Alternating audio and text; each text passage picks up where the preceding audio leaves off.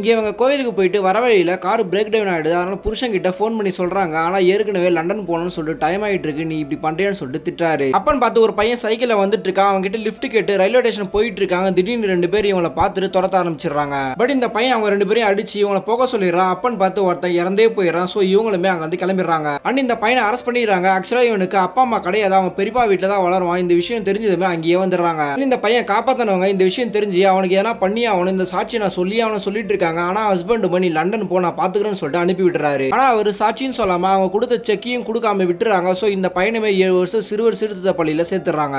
அந்த தண்டனையும் முடிஞ்சு இவங்க காலேஜும் படிச்சுட்டு இருக்கா. அப்ப இவங்க அக்கா கல்யாணம்னு சொல்லிட்டு ஊருக்கு வரான். பட் அவங்க அக்கா ஏற்கனவே இன்னொருத்தனை லவ் பண்ணிருப்பாங்க. சோ இவங்க வீட்டுக்கே தெரியாம சேர்த்து வச்சிடறான். அதனால கோவத்துல பெரியப்பா இவனை வீட்டை விட்டே துரத்திடுறாரு. இவனுமே காலேஜ்ல தங்கி படிக்க ஆரம்பிக்கிறான். சோ இப்ப காலேஜ் லீவுக்காக பெரியப்பா வீட்டுக்கு போக முடியாதுன்னு ஹைதராபாத்ல இருக்க சித்தப்பா வீட்டுக்கு போயிட்டு இருக்கா. அப்போ ஒரு பொண்ணை மீட் பண்றா. பார்த்ததுமே இவனுக்கு பிடிச்சு போகுது. ஆனா அந்த பொண்ணு கூட பேசி ஃப்ரெண்டாவே பழகுறா. அப்பன்னு பார்த்து சில ரவுடிங்கலாம் இந்த பொண்ணு துரத்துறாங்க. அவங்க கிட்ட காப்பாத்தி இந்த பொண்ணு கிட்ட லவ்வையும் சொல்றான். சோ நெக்ஸ்ட் டே இந்த பொண்ணுமே ஹீரோ கிட்ட லவ்வா சொல்லலாம் வரா. திடீர்னு ஆக்சிடென்ட் ஆகி ஹாஸ்பிட்டல்ல சேர்த்துறாங்க. தென் இந்த விஷயம் உங்க அப்பாவுக்கு தெரிஞ்சு லண்டன்ல இருந்து இந்தியாவுக்கு வராரு. வரும்போது அவங்க வைஃப் சொன்னதை நினைச்சு பாக்குறாரு. இந்த பொண்ணோட அம்மாவை தான் சின்ன வயசுல ஹீரோ காப்பாத்தி இருப்பான். சோ அவங்க அம்மா ஹெல்ப் பண்ண சொல்லிருப்பாங்க. ஆனா இவர் ஹெல்ப் பண்ணிருப்பாரு. இந்த விஷயம் தெரிஞ்சதுமே அவங்க கிட்ட சண்டை போட ஆரம்பிக்கிறாங்க. அவருமே ஹீரோக்கு குடுக்குறேன்னு சொன்ன காசுல இந்த பொண்ணுக்கு ப்ராப்பர்ட்டியா வாங்கி போட்டுருப்பாரு. இந்த விஷயம் தெரிஞ்சதுமே இவங்க ஹார்ட் அட்டாக்கே வந்துருது. இப்ப கடைசி ஆசையா எல்லா விஷயத்தையும் அவங்க பொண்ணுகிட்ட சொல்லி அந்த ப்ராப்பர்ட்டியை அவங்க கிட்ட தரணும், அவங்க கிட்ட எப்படியாச்சும் மன்பி கேட்கணும்னு சொல்லிட்டு அவங்க பொண்ணு அனுப்பி விடுறாங்க. ஆனா அவங்க பொண்ணுக்கு ஆக்சிடென்ட் ஆயிடுது. இப்ப ஹீரோவும் அவங்க அப்பாவும் ஹாஸ்பிட்டல் வராங்க. பார்த்தா அந்த பொண்ணுக்கு தலையில அடிபட்டு ஹீரோவையும் மறந்துடுறா. அவங்க அம்மா கடைசி ஆசையா சொன்னதையும் மறந்துடுறா.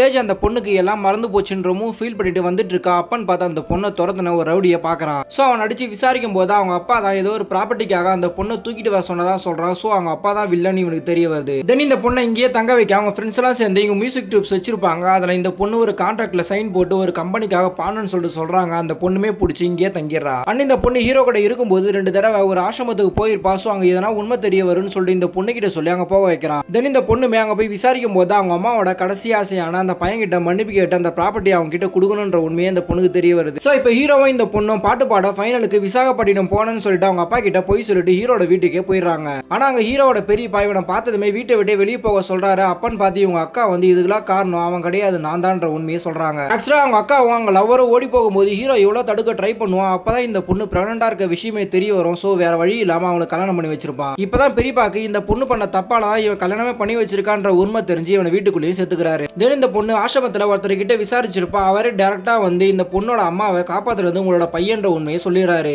இப்போ இவங்களோட ஃபேமிலி இந்த பொண்ணு கிட்ட உங்க அம்மாவை காப்பாத்துனது இவனோட பையன்தான்ற உண்மையை சொல்றாங்க. சோ அதுல இருந்து இந்த பொண்ணுக்கு இவனை ரொம்பவும் பிடிச்சி லவ் பண்ண ஆரம்பிச்சிடறா. அண்ட் ஹீரோவா அவங்க அம்மா கொடுத்த சொத்து எதுவுமே எனக்கு தேவையில்லை, நான் ஆபத்தில் தான் உதவி செய்தேன், அதனால எனக்கு எதுவுமே தேவையில்லைன்னு சொல்லிடுறான். சோ ஹீரோவை இந்த பொண்ணுக்கு கல்யாணம் பண்ணி வைக்க முடிவு பண்ணி ஃபேமிலியில இருக்க எல்லாருமே கேட்டு பாக்குறாங்க. ஆனா ஹீரோ முடியாதுன்னு சொல்லிடுறான். ஆக்சுவலா ஹீரோ லவ் சொல்லும் போது அடுத்த நாள் அந்த பொண்ணுக்காக வெயிட் பண்ணிட்டு இருப்பான். அப்பதான் அந்த பொண்ணுக்கு ஆக்சிடென்ட் ஆயிடும். சோ அந்த பொண்ணுக்கு அப்ப என்ன பிடிக்காம கூட போயிருக்கலாம். ஆனா இப்போ நான் ஹெல்ப் பண்ணதால அந்த பொண்ணு என் மேல லவ்வும் பண்ணிருக்கலாம். ஆனா இப்போ இந்த ஹெல்ப்பால வந்த லவ் எனக்கு தேவையில்லைன்னு சொல்லிடுறான்.